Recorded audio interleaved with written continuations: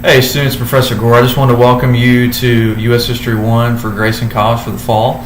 So it's History 1301, and hope you guys had a good summer. Wanted to take the time to kind of introduce you to the class and kind of put a face with the name and so forth, so you actually see who your professor is and what it look like. And I know it's kind of difficult with online classes, not having face-to-face as well, but I want to tell you a little bit about myself. I've been a teacher for, this will be the 10th year I've been teaching college classes, 9th year teaching high school. I started out teaching at University of Arkansas at Fort Smith, and then my first high school teaching job was at Richardson High School, which is a little bit south of where you guys are in Grayson County.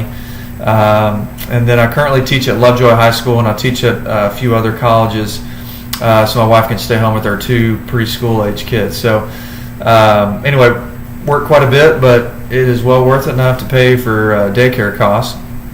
And so I wanted to explain in this video real quick about extension. That's one of the things I always hear about over the years, is extensions and so forth.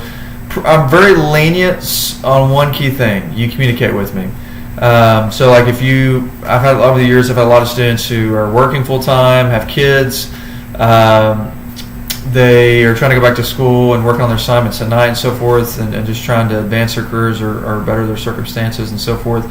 So let's say you have a week at work that draws you away. You have to go out of town, and you're not sure if you're going to have internet connection. Just go and send me an email and say, "Hey, Professor Gore, I'm not sure if I'm going to be able to complete this on time because I'm traveling to Denver, Colorado or something this week for work. Can I have an extra day on my assignment? I'll be able to complete when I get back." I'm almost always going to tell you yes. If you have a sick child, let's say your kid got a stomach bug and you were cleaning up puke the whole night, which that certainly happened at our house, just send me an email. I'll be happy to extend it for you. If you have a death in the family and so forth, just communicate with me before the due date and time passes, because once the due date and time passes, you're going to have an extenuating circumstances and proof of that extenuating circumstance in order to get the extension. So, but let's say you have an emergency situation, you have to take your child to the ER, couldn't send an email. Just send me the hospital discharge papers or something, just a picture of it, and I'll grant you an extension.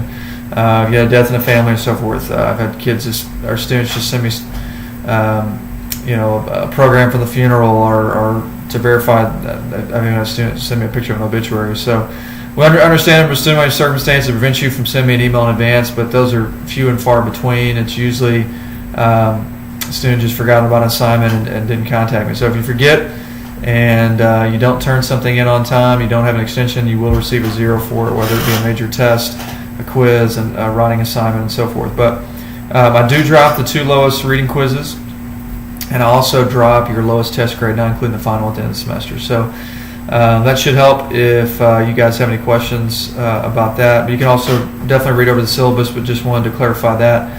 Like I said, I'm pretty understanding so long as you communicate with me in advance. I'm looking forward to a great semester, and let me know if you have any questions. Thank you.